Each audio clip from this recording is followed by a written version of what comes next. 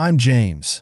You'd think that growing up in a family with more zeros in their bank account than most people could imagine would mean my life was all about private jets and lavish parties. Not quite.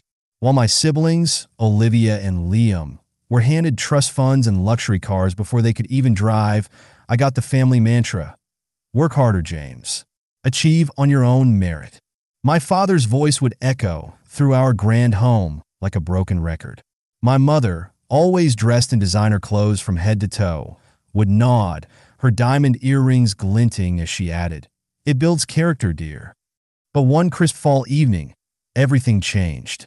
I overheard a conversation behind the gilded doors of my father's study. Words like debt and bankruptcy floated out like whispers from a ghost. My mother's usually composed voice trembled. "What are we going to do, Mark?" she asked my father. "We'll figure it out," he replied, his tone grave. "But don't tell the kids, especially not James." Stood frozen, absorbing the weight of what I had just heard. While Olivia and Liam were cushioned by their trust funds, I was on my own. Fueled by a mix of betrayal and determination, I knew I had to uncover the truth. If my parents thought they could hide their financial disaster while pretending everything was perfect, they were in for a rude awakening. The next day, I visited our family's bank, acting as if I was there for a routine checkup on my non-existent trust fund. The bank manager, Mr. Harper, had always had a soft spot for our family, but this time I needed more than just pleasantries. "Hey, Mr. Harper, how's the family?" I asked casually, trying to ease into the conversation. The kids must be in college by now, right? After some small talk, I slid my real question into the conversation. "Actually, I was wondering, has there been any unusual activity with the family accounts? You know, with the market being what it is." Mr. Harper leaned in and lowered his voice.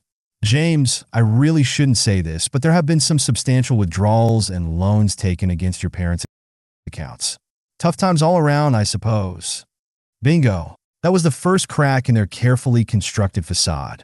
Later that night, I overheard my mother on the phone with someone, her voice fraught with panic. "We need to consolidate everything. If this gets out before we're ready, it'll ruin us." The woman who once exuded grace and control was now rattled. At dinner, the charade continued. Olivia was bragging about some extravagant purchase, and Liam was planning yet another overseas trip.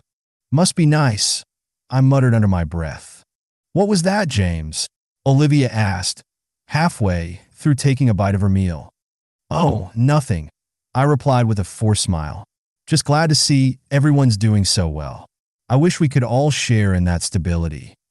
My parents exchanged quick glances. "James, we're proud of how independent you are," my father said, his voice firm but hollow. "Yeah, independence is great," I shot back, but a little support wouldn't hurt. Kept my cards close for the time being, but the game had already begun, and I wasn't playing to lose. Few weeks later, our annual family gathering was the perfect setting for my revelation. The room was filled with laughter, clinking glasses, and false cheer. During the toast, I seized my moment. "To family," I began, my voice steady. "To the ties that bind us and the truths that define us." Everyone raised their glasses in celebration, but I wasn't done. And to the hard truths, like the fact that while some of us have been given every advantage, the rest of us are standing on a sinking ship. The room fell silent. My mother's face went pale. "James, what are you talking about?" she asked, her voice shaky. "I'm talking about the debt, Mom. The debt you and Dad have been hiding. The one that's threatening everything you've built." Gasps filled the room. Olivia and Liam looked at me, then at our parents, their faces shifting from confusion to panic. My father stood, his voice booming. "James, this isn't the time or place for this." "But it's true, isn't it?" I pressed, pulling a stack of documents from my jacket. "Here, bank statements. You've been borrowing against your assets, racking up debt to maintain this illusion." Olivia snatched the papers from my hand, her eyes scanning the numbers. "This can't be right. Are our trust funds compromised?" "Yes," I confirmed. "Everything's at risk, all to keep up appearances." Liam, usually quiet and reserved, stood abruptly, anger flashing across his face. "You knew about this and just watched us spend? What kind of brother does that make you?" The kind who wants to wake you up? I shot back. We're all in this mess together because of the decisions they made. I gestured toward our parents, not me. What followed was chaos. Accusations flew. My parents tried to calm everyone down, but it was too late.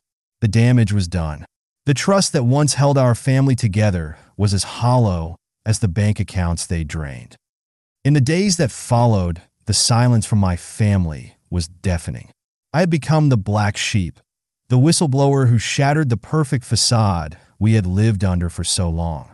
I left the house and started fresh, leaning on a few supportive friends. One day, I received a message from Olivia, the first contact since the fallout. "You've destroyed this family.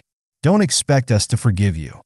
Stared at the message, feeling the weight of my choices. After a moment, I replied, not expecting much in return. "I revealed the truth for all of us, Olivia. Someday I hope you'll see that." No response came. With my family ties frayed, I focused on the one thing I could control, my own future. I poured my energy into starting a financial advisory blog, writing about money management and making wise choices. In my first post, I wrote, "Managing money isn't just about having it. It's about making smart decisions." The response was overwhelming. People were hungry for honest advice, something I wished I'd had from my own family. As my blog gained traction, readers started reaching out. "Thanks, James," one message read. "Your advice helped me get back on my feet. How did you learn so much about finances?" "Life taught me the hard way," I replied. "Glad I could help." The blog became more than just a website. It grew into a community of people from all walks of life, sharing their financial struggles and successes. It was a stark contrast to the hollow success my family had paraded around for years. Months later, news broke across financial headlines. Prominent family faces bankruptcy, assets seized. My parents, once respected figures in the community, were now symbols of mismanagement. Olivia and Liam's trust funds vanished, evaporating like morning mist. As I read the articles over my morning coffee, I felt a mixture of vindication and sorrow. My phone buzzed with messages from blog readers. One comment caught my eye. "James, saw the news about your family. How are you holding up?" Type my response. "It's tough, but it reinforces everything I stand for: transparency, responsibility, and financial stability." In the months that followed, my blog's popularity soared. I was invited to speak at financial conferences and guest on podcasts. One host asked, "James, how do you maintain trust with your audience in light of your family's issues?" "I believe in being upfront," I replied. "My family's downfall only strengthens my resolve to promote financial honesty and resilience." Then, one evening, a message popped up from Liam, the last person I expected to hear from. "Hey, James, can we talk?" Curious, I called him. "What's up?" I asked. There was a pause, then a heavy breath. "I owe you an apology. You were right about everything. I was too caught up to see the reality." Hearing Liam admit this brought a sense of closure I hadn't anticipated. "Thanks, Liam. It means a lot to hear that," I replied. "Maybe you can help me with my finances. I've got a lot to learn, and you seem to have it all figured out." "I'd be glad to help, Liam.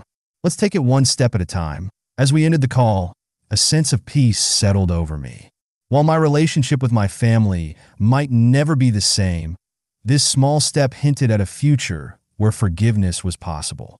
Through the trials of building my blog, I had learned that success wasn't about what you accumulate. It's about what you stand for. And in the end, I had built something far more valuable than wealth, a life based on integrity.